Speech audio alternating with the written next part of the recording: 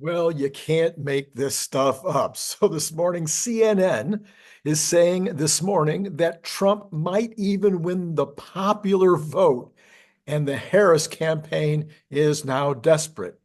So, of course, we have Russiagate for 2024. Wasn't enough to have Russiagate for 2016 and then another Russiagate for 2020, but now we have Russiagate for 2024. The story of the day is now, believe this or not, that Elon Musk is said to have talked to Putin and that his conversation specifically had to do with keeping Taiwan from having access to the Starlink network so that China, I guess, so that China can take them over without giving them any benefit from Starlink.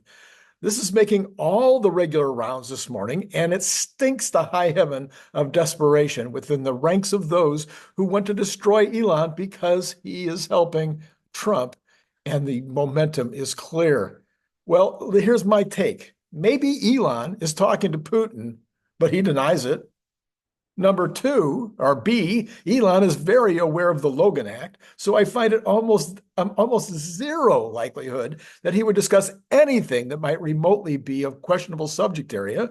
C, or three, or whatever you want to call it, Elon is also selling products in the security realm, rockets and things of this nature. I don't think he would take a risk on that business. I don't know. I could be wrong. And then finally, D, the idea that any such conversation would be leaked is crazy. And then in the amount of detail that the leak is supposedly able to understand, they know that this is what the conversation was about Taiwan. Come on, and about whether or not Elon is eventually going to be able to use Starlink in Taiwan. Okay, there's some additional reporting this morning that Taiwan has not approved Elon for Starlink yet. So give me a break. It goes the other way, apparently. And then finally, if somebody wanted to interfere and discuss Taiwan with Elon, it would seem like it would be the Chinese, where Elon has massive amounts of business and they would have more leverage. He's not doing anything in Russia. Why would Putin and Elon, why would Elon feel any inclination to even have that conversation? According to the reporting, is that Putin asked him to do it as a favor to Xi. There you go. Well, Tesla stock is unfazed this morning. At least the last time I checked, it's up another $7.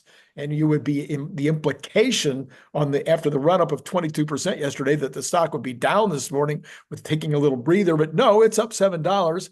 And the markets are solidly in the green too. That also might be an indication that the markets are very happy about the fact that the Trump victory seems to be coming together. We have Real Clear Politics this morning showing that Trump is now tied in the overall general market. The general vote, he is tied with Kamala at this point when you take the average of all the polls that are out there.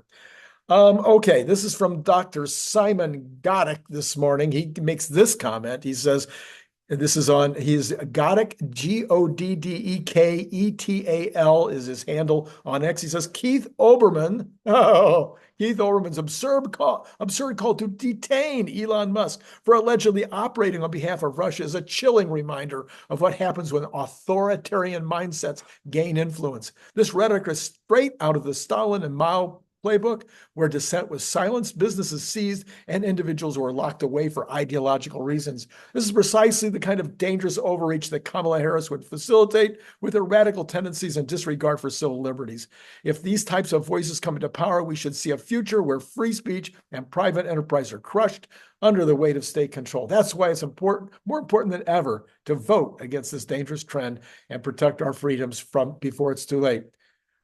Okay, well, I'm done with that rant, but I mean, come on, this is just crazy. Okay, yesterday was by far the largest gain in market cap in one day for Tesla. I mean, way, way more than the previous time when it was up to 25%.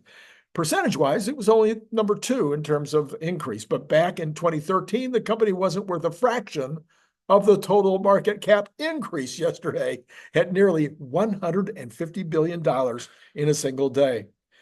The day also put Elon Musk firmly back, clearly very big time in first place as the world's richest, nobody even close. In case none of you have noticed, I'm often following a different drummer. I don't just go along with the crowd. I don't listen to what everybody else is saying and go, oh yeah, no, I say that too. And this week is no different. You see, while I'm confident that Wall Street is happy to see metal flying out of the factory doors and profits piling up from manufacturing, the issue that has driven the exuberance, in my opinion, in the market for 4 years has always been robotaxi. We had all-time highs back in 2021 because of the promise of robotaxi, because Elon said it was right around the corner. We were climbing up for another run towards 300 before 1010 because of the hope of robotaxi. We saw a big sell-off after 1010 because we didn't get enough hard data on robotaxi. Wednesday, we got that data and a lot more. And over the next few weeks, as FSD improves and improves, the stock will go to 300 and then beyond. And I wrote this yesterday before I saw that Tesla was up another $7.50 this morning. Now, is that the only catalyst? No, I got a few more for you. I'm looking for several, some because they will have, some of these are just going to be huge milestones that will drive amazing future profits, but the street will probably be clueless about them. Number one, Juniper reveal. I'm saying that the reveal will probably be in November with first production in Shanghai in December. US will start producing in January, Berlin in February.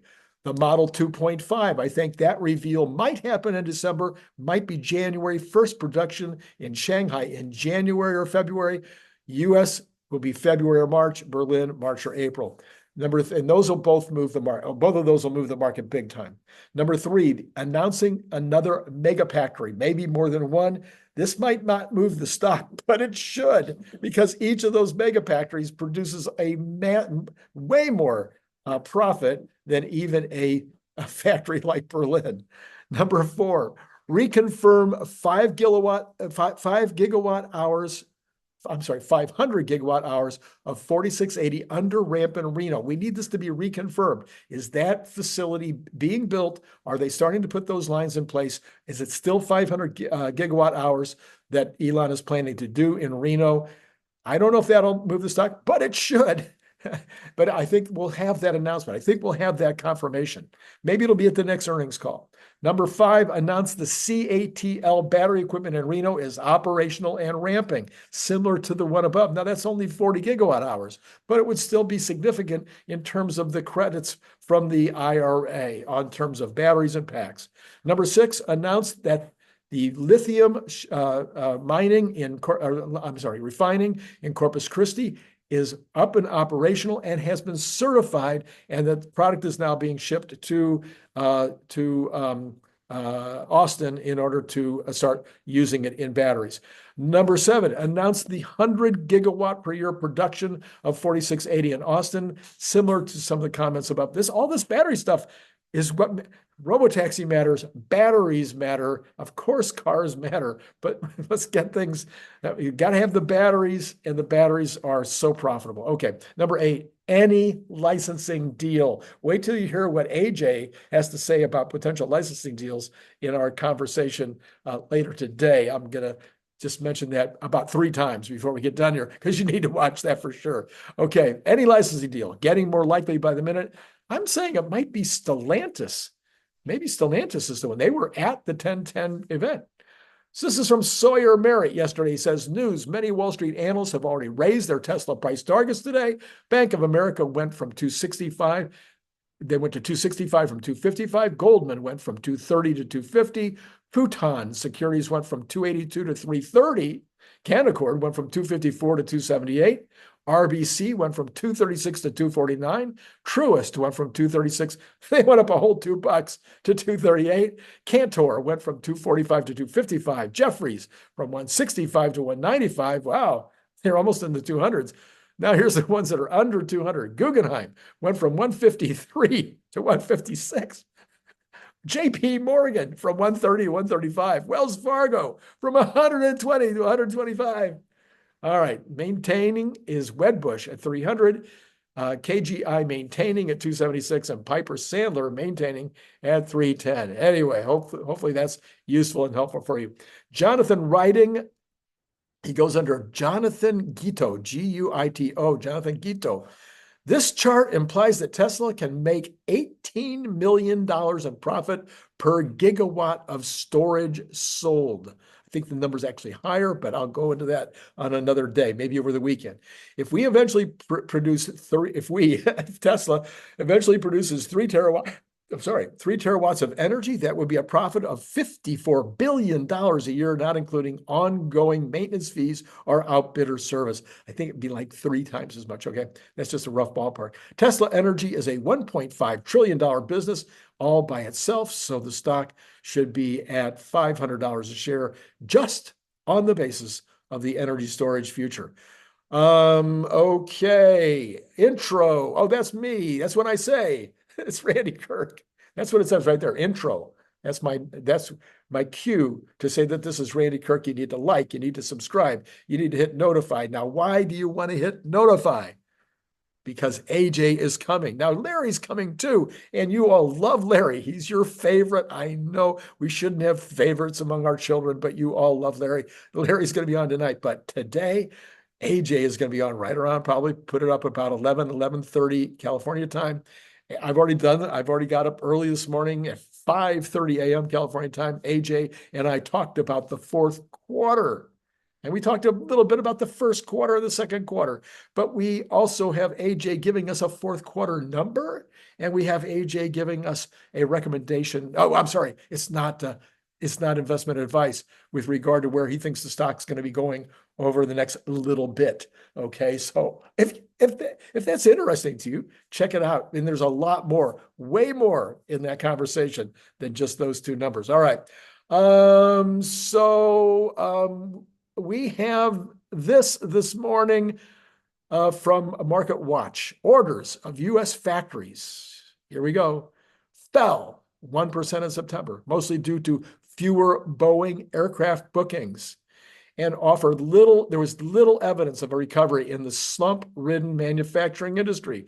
Durable goods orders, which I talk about all the time, and this is where automobiles fall, and of course, aircraft, but also refrigerators and bicycles. See, that's why I care.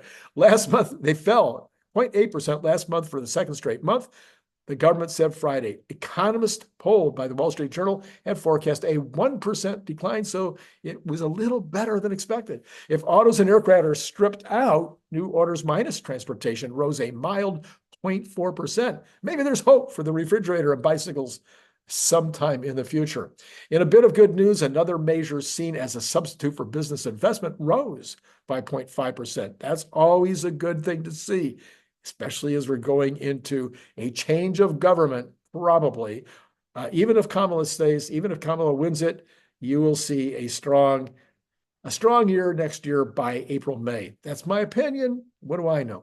These so-called core orders are viewed by investors as a signal of future business prospects. Manufacturing is a smaller part of the economy than it used to be, but it still exerts sizable influence. Executives are more optimistic about an increase in growth next year as high interest rates come down.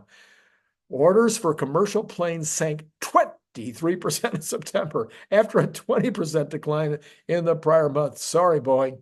Boeing's workers launched a strike, and of course, they've just rejected the strike package. They want something they're never going to get, which is the reinstatement of a pension plan that was eliminated. The longer this impasse goes on, however, the more it's going to weigh on Boeing, but also on the overall economy. It's a major, major company. Orders for new cars and trucks, meanwhile, rose 1.1 in September. The rest of the report was mixed. The increase in so-called core orders, a measure of business investment, was a welcome sign, but remains to be seen if it's the start of an uptrend. Investment has barely risen all this past year. Core orders strip out the up and down transportation sector as well as the government spending on military equipment. Durable goods are typically expensive products meant to last at least 3 years. The industrial side of the economy might perk up next year so long as the Fed continues to cut interest rates. Lower borrowing costs would boost sales of new cars, but also refrigerators and bicycles. Okay, so basically what you're looking at is the longest, in my opinion, in my lifetime, in terms of a boom bust, this is the longest that durable goods has ever taken to recover. Usually it is the next season. And this time this will be 3 seasons gone. So next spring, when people start to buy refrigerators and bicycles, we'll see, and automobiles, by the way, we'll see if we get the durable goods finally beginning to crank, and that will help obviously, the entire manufacturing sector.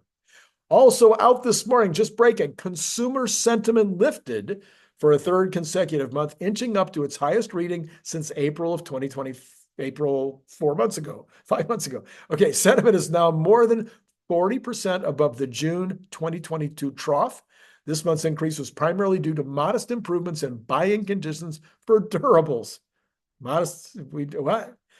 For durables other than Boeing, in part due to easing interest rates. The upcoming election, by the way, we haven't seen that yet. We haven't seen those. It hasn't run through to the economy yet. The bonds are up. We'll see that in a minute. The upcoming election looms large over consumer expectations. Overall, the share of consumers expecting a Harris presidency fell from 63% last month to 57% in October. Sentiment of Republicans who believe that a Trump presidency would be better for the economy rose 8% on growing confidence that their preferred candidate would be the next president. In contrast, sentiment declined 1% for Democrats. As usual, independents remain in between with a 4% gain in sentiment this month. Regardless of the eventual winner, a sizable share of consumers will likely update their economic expectations based on the results of the election. Year-ahead inflation expectations were unchanged from last month, 2.7% going forward. The current reading falls between the 2.3 and 3.0 seen in the last year or so. Long-range inflation expectations edged down from 3.1 to 3.0. This is not good. We do not want inflation to remain in the 3% range. Okay, let's go ahead and take a look at where markets are right now. After all of that, holy mackerel, Tesla is still up $6.64 after being up about $7.50 earlier, but it's kind of looking, it went straight up and then it's kind of just moving straight along right now. The Dow Jones up 190, NASDAQ up 256, S&P up 49. All of the Magnificent Seven are up nicely. I mean, like Meta up 10, Microsoft up 6, and NVIDIA up almost 3. All of the Cathie Woods in positive territory this morning. Equities are doing very, very well this morning, and Tesla's moving right along with them. All right, we've got the percentages. Dow up 0.42%, NASDAQ up 1.39%, S&P up 0.86%, and Tesla up 2.69%. That would be right about what you would expect with the NASDAQ up 1.39. So you could say that Tesla's following the market this morning, but after going up 22% yesterday, this is kind of really good news that we're seeing it going up right now. Tesla signed a lease on a 150,000 square foot site in Queens, New York. 150,000 square feet, that's probably just some kind of a service center. Okay, that was just a headline that I saw going across. All right, let's go ahead and take a look at those bonds. They were not moving very much last time I checked, but what we're looking at right now is, they're okay. The 10-year is down 0.6 of a basis point at 4.196, almost 4.2, so not much movement there. The 2-year down 1.9%. That's good. That's good news directionally. The 3-month down 0.7 of a basis point. The 2-month unchanged. Okay, moving on to the oil market. Oil up slightly this morning, up 93 in Texas and 97 in Europe, to 71.11 and $75.36 respectively. Natural gas is finally blowing off a little bit. Down 1.15% to $2.49. That's still a very solid number for natural gas. We've got gold unchanged this morning at $2,749. Silver up 0.9% at $34.11. Very, very strong, but neither one's at their all-time high. Copper is up 0.63 this morning at 4.379. The dollar up against both the yen and the euro, 0.1 and 0.08 respectively. And the Bitcoin up 573 at 68,684, starting to get some strength in that range of that 66 to 74. We'll see if it can hold. And then there you go. That is everything that you need to know about the stock market, except whether or not Tesla is holding on to its gains. It is holding on to its gains at $6.72. What you need to know about later today, or well, first of all, okay, later today, AJ and then Larry, you want to see those things. Yesterday, Jeff Lutz gave his analysis of what happened on Wednesday. You want to see that? I'm putting the card right there. And then so hit like and subscribe if you haven't already done that. And then, what else is there? I mean, there's nothing else to talk about this morning, except to say it's been great talking to you.